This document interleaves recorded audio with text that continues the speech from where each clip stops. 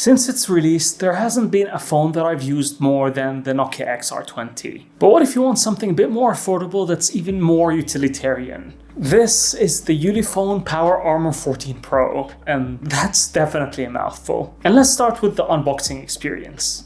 For about $250, you do get a lot of stuff inside the box, almost like the good old days.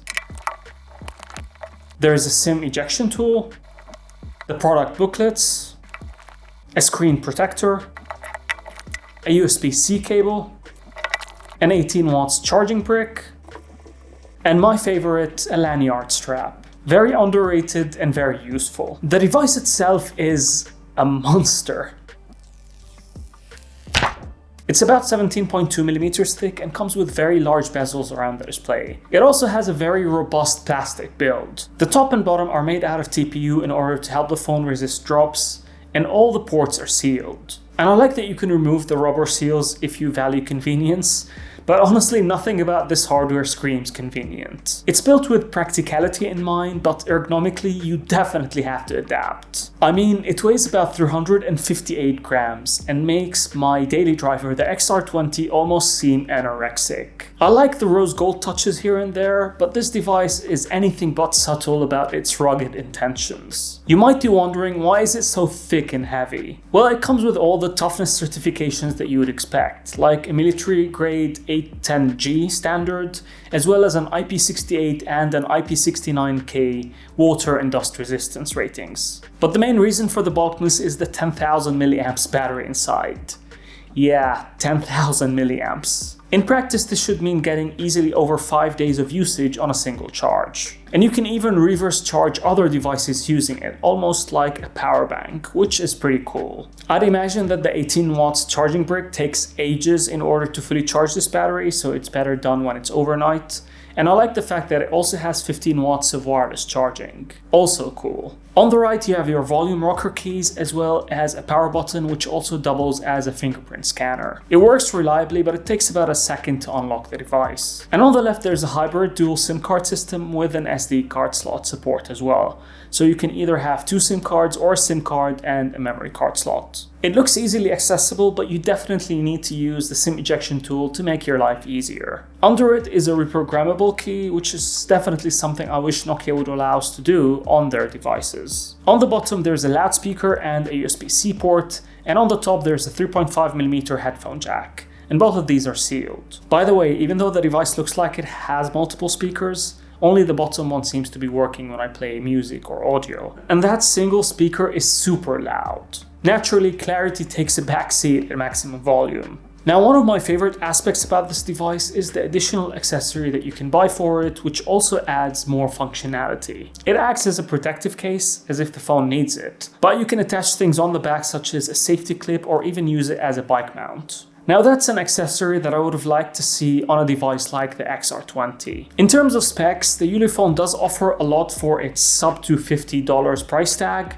but definitely not without its own compromises. It has a V-notch LCD display that measures at 6.52 inches and comes with an HD Plus resolution only, so definitely not the sharpest around or the most modern looking. And there are big bezels on the top and the bottom of this display, as well as the thick phone casing. They did manage to add a notification light on the top right side, which is a neat touch. Sadly, there's no high refresh rate here, so 60Hz is all you will get. And the display is protected by Gorilla Glass 3, which isn't exactly cutting edge or the most shatter resistant type of Gorilla Glass out there. And the cameras on the back also suffer from gimmick syndrome. There's a 20 megapixel shooter which captures nice images in good light, but obviously struggles the moment the light becomes a bit of an issue. And the other 2 cameras are a 2 megapixel depth sensor and a 2 megapixel macro camera. So pretty much just gimmicks.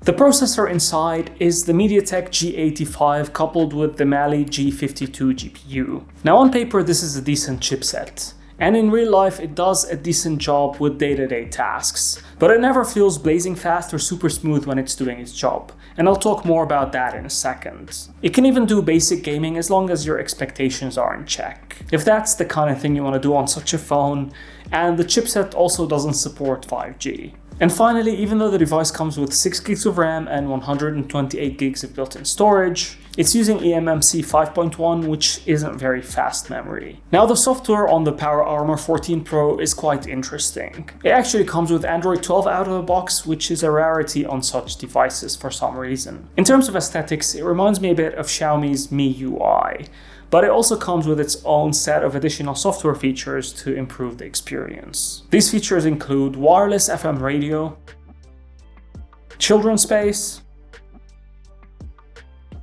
easy launcher to keep things simple, game space to optimize your gaming experience, built-in sound recorder, outdoor toolbox app with plenty of useful features, and basic theming options. The rest of the software heavily relies on Google services for all the basics, which isn't a bad thing since there are no duplicate apps here. But my problem with this software comes down to optimization. With a similar or even weaker chipset, stock Android usually runs faster and smoother. Here on the other hand, the phone constantly loses frame rates and just doesn't feel very satisfying to use. I also don't like how the kinetic scrolling is adjusted, which makes the active scrolling feel a bit cumbersome. Look at how the Nokia G21 handles scrolling in comparison.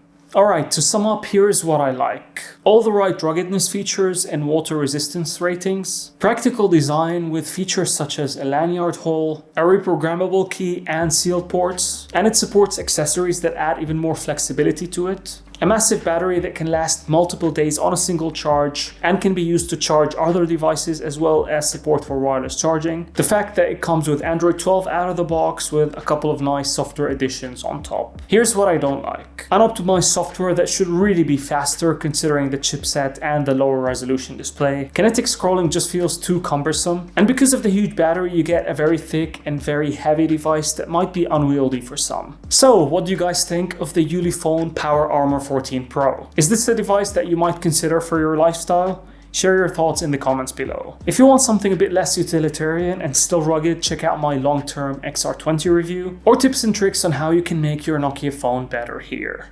Thank you for watching, and I'll see you in the next one.